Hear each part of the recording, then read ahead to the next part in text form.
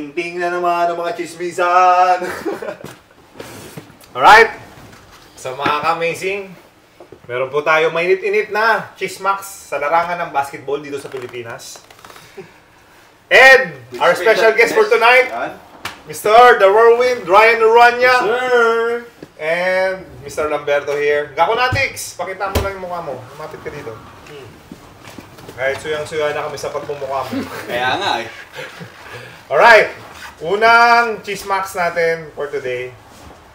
Itong sinabi again ng ating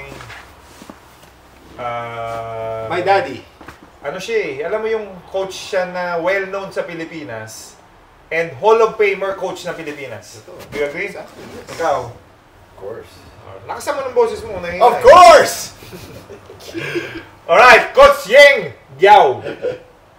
Alright? Tama ba yung pagka-pronounce mo? Ikaw yung daddy mo yun eh. Yeng Giao. So ngayon, dapat, marami na kasi nagagalit, di daw tayo honest, biased daw tayo. Kung ano yung honest opinion mo, please say it, okay? Ikaw din, Mr. Lamberto. Always. Always? Okay. Ang sabi ni Coach Yeng Giao. O, ikaw bumasa. Girl. Basahin mo. Ikaw na. Yes ka na. What we built for 2 years, they built through just 2 phone calls. For us, we shape this team through players' development. We are not like other team that get this level instantly, like making coffee. Other team, Just harvest. grabe. Medyo mabigat yan ah. So mga amazing, alright? Medyo mabigat tong pinakawala ni Coach Yeng Giao. May pinatamaan siya. And I'm sure may tatamaan dito. Marami yan. Ha? In Tagalog, may tatanong natin para sa mga ka-amazing natin para mas maintindihan nila. Si Coach Yeng Giao at yung team niya, nagde-develop sila ng long run and it takes 2 years bago nila maramdaman yung development. Ang nireklamo niya, yung mga team na kalaban niya, isang tawag lang, Dalawa.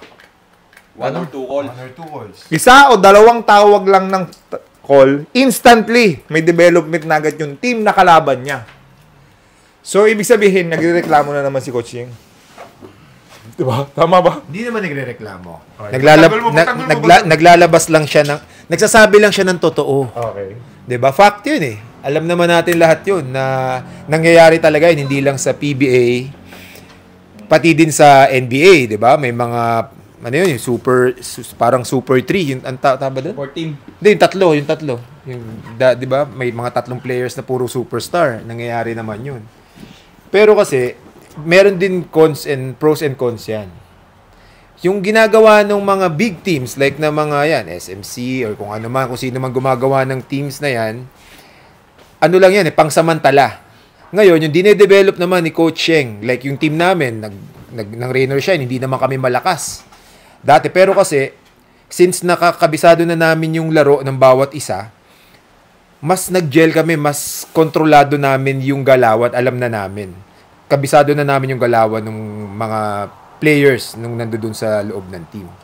No? So, yun lang yung ko dyan. Kasama ka ba dun sa 2016 na champion ni Coach Yeng?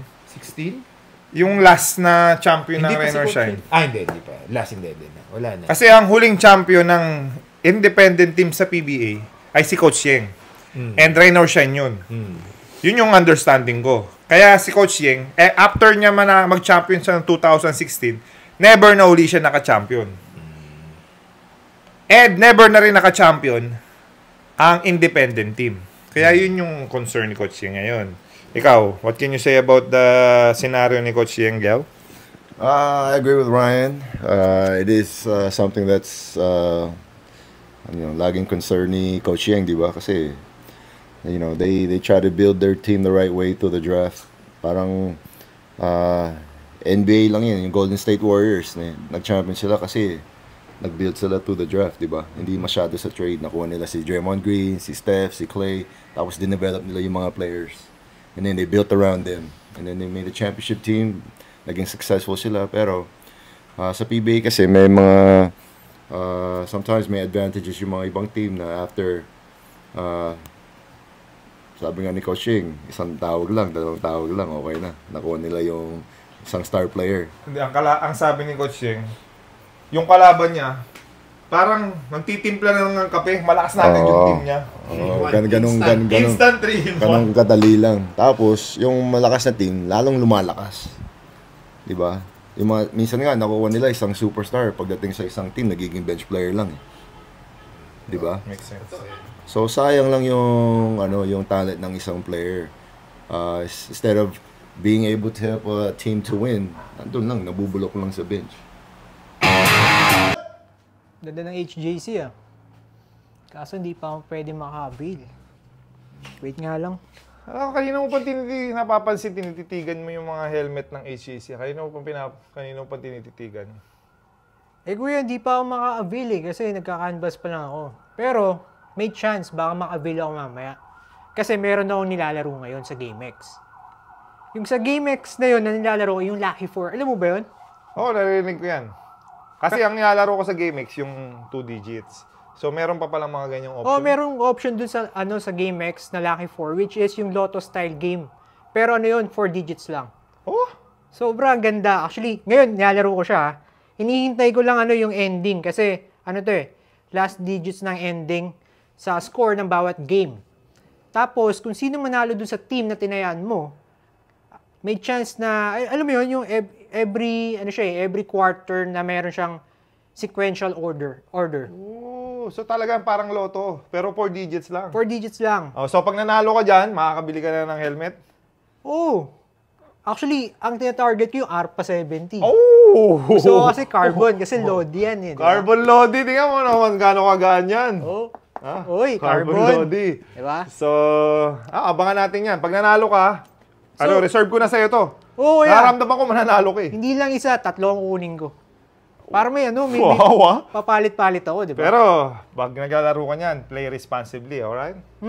Always. Kasi di naman ako laging tumatay. Kumbaga, pag may bonus lang ako, kumbaga may extra na lang ako na pera, dun lang ako maglalaro. Responsible gamer. Amazing. Yan. Alright. So, ayan. Sa Lucky 4, meron din tayo Lucky Pick option. Meron din? Oo, meron. Which is, ito yung system-generated combination, yung binibigay sa player. Oh, Okay. ngayon ko lang narinig yan kasi nilalaro ko nga yung traditional ending. Favorite ko kasi yun kasi every quarter na-enjoy ko yung game. Lalo na pag matatapos na yung game, alam mo yung free throw na lang, tapos pag na-shoot, mananalo ka, alam mo yung niraramdaman mo pag naglalaro ka. Oo, nakakakaba na excited din yun eh. Pero mas okay ako sa Lucky 4 kasi ito yung yung pinaka-lagi ko nilalaro eh. Saka mas malaki mapapanalunan mo. Sobrang ganda. Okay.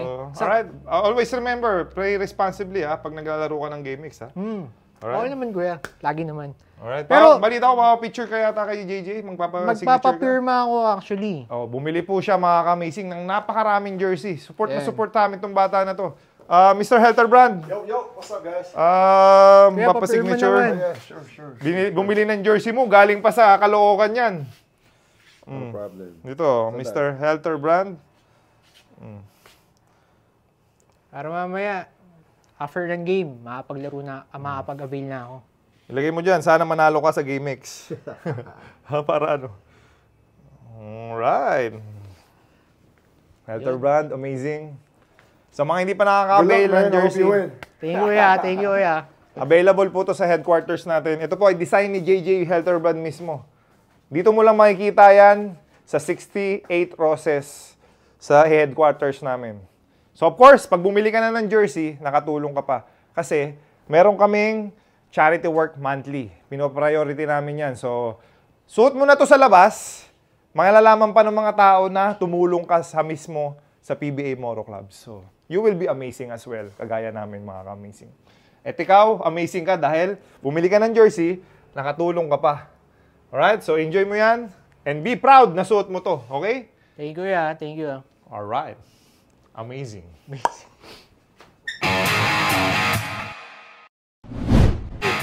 May bago tayong chismis, mga ka-amazing natin. Ito malupit.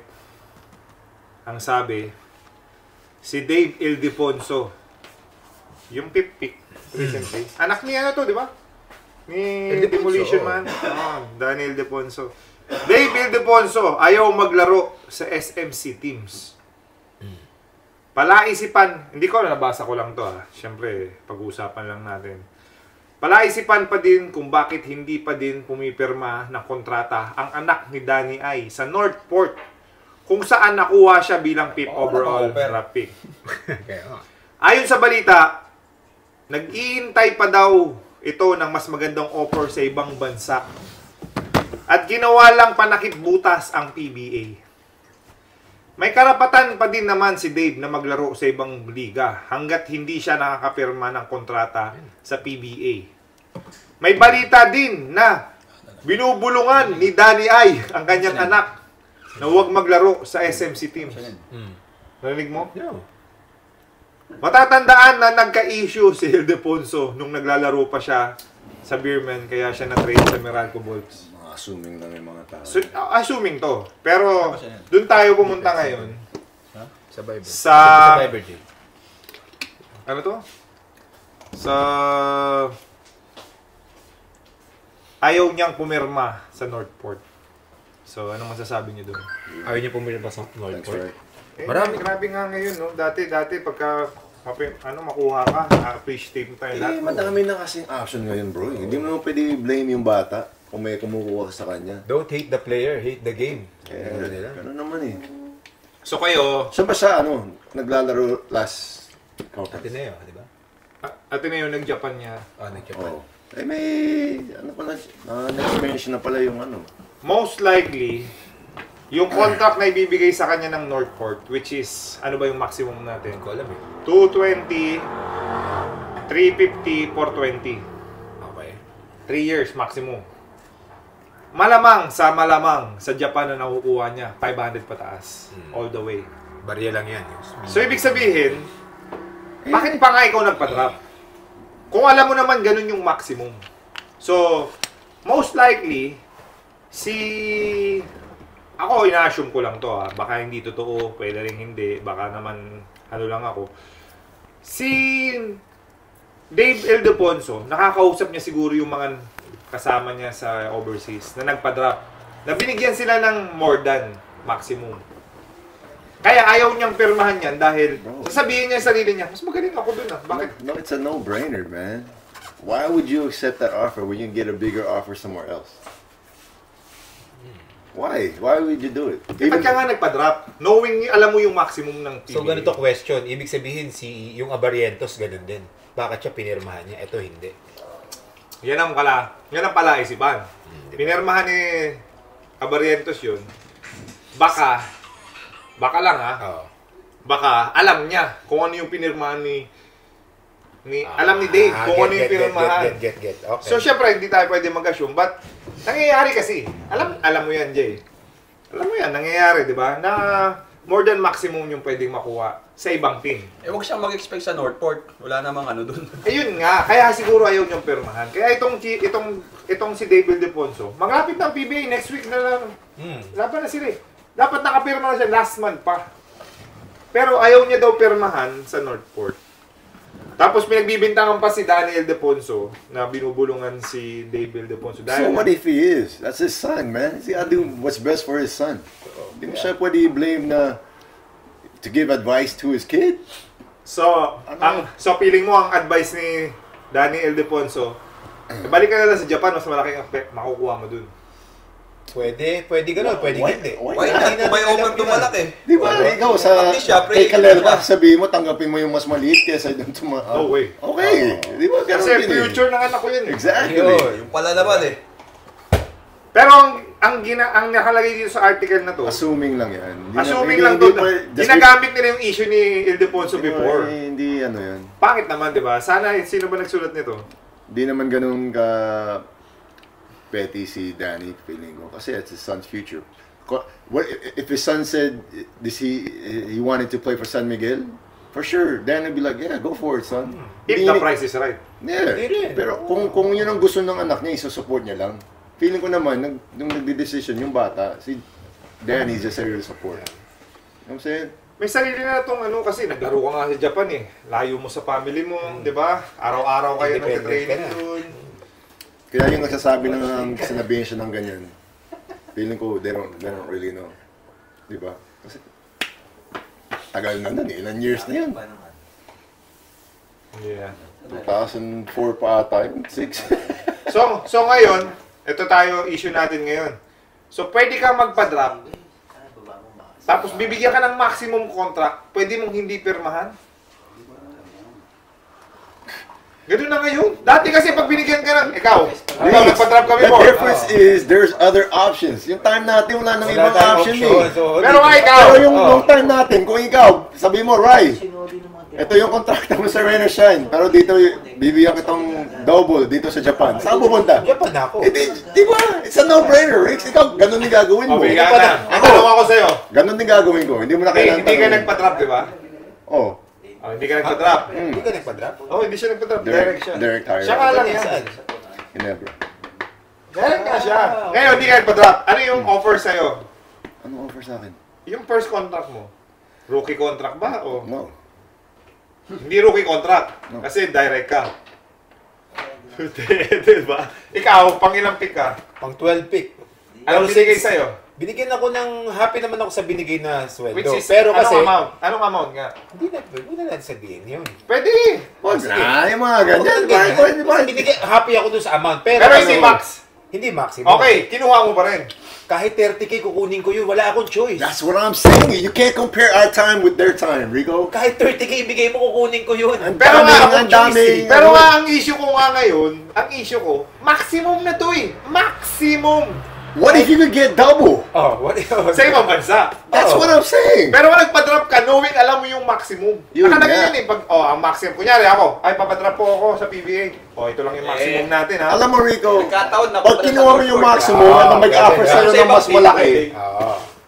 Ito nga ang issue ko. Hindi mo ako maintindihan. Ito ang issue ko. Yeah. Papadrop ako. Oh. Siyempre sasabihin ng liga. Ito ang maximum ha. Oh. Nagpa-drop pa rin ako. Sinabi na nga yung maximum sa akin. Alam ko na yung maximum. Siyempre, hindi mo control kung sino yung team bubukas. ayoko na sagutin. Bakit Alam mo yun, ayoko sagutin. Kaya nga! Okay, so, yun na nga lang yung yun na lang yung concern ko. Pataas lang ng confidence mo yun para pag number 1 pick ka, o di mas Oh, mataas mali mo, sa- gusto mo lang makita yung worth Oo. mo. Yung as a player, makita yung worth ko. Gusto ko makita. Diba? Kung anong Para sure ka lang, ko. di ko walang kukuha sa'yo sa abroad. Meron ka dito. Pero Oo. asa kuya ni Dave Ildefonso, anak ni Danny Ildefonso, ano ang advice natin as a kuya? So, Strike while the iron's hot. kunin mo yung kung ano yung okay para sa family Yep, mo. kasi at the end of the day, what I'm trying to tell you is when they're done with you, they're done with you. Yeah. That's true. That's true. Been there, done that. So, if you can take advantage, take advantage. Kasi totoo kasi, nasa Japan, times 2, times 3, yung nakukuha ng mga pros natin dito. Totoo yun.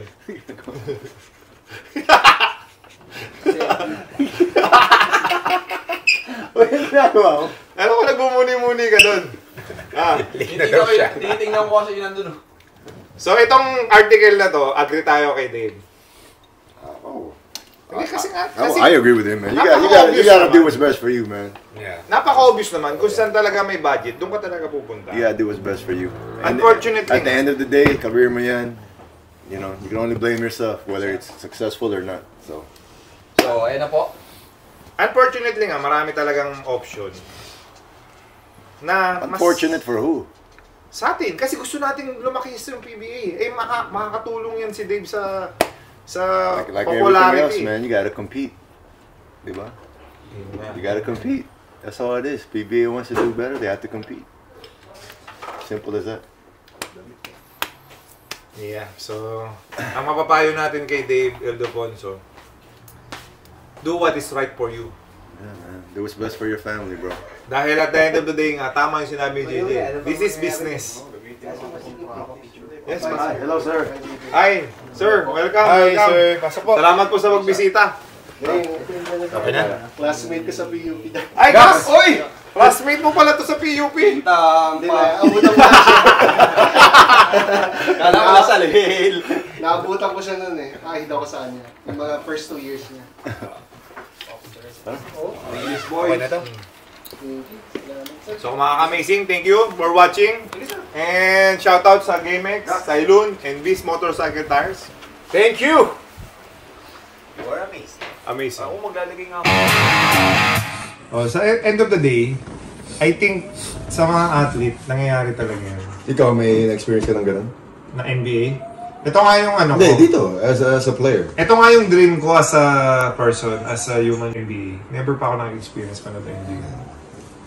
So, I think kaya ko namang lapitan sila. Pero pag nangyari nga sa akin yung ginawa ni LeBron, damn.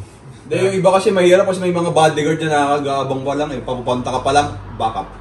Well, Back up. that is true. Baka sanay si LeBron talaga. Depende naman sa player yan. Hindi, si LeBron for sure may bodyguard yan. Oo, may mga ano yan.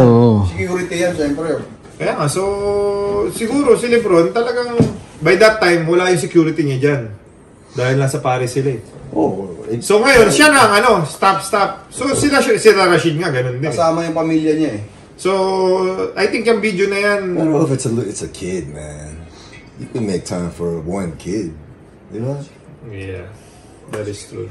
Yun lang yung ano. Picture lang naman, mga 5 seconds lang. Mga basic, hindi po kami hater ni LeBron James. Fan po kami ni LeBron James. Kaya nga disappointed din kami. But at the end of the day, hindi naman mawawala yung paghanga natin sa kanya sa basketball.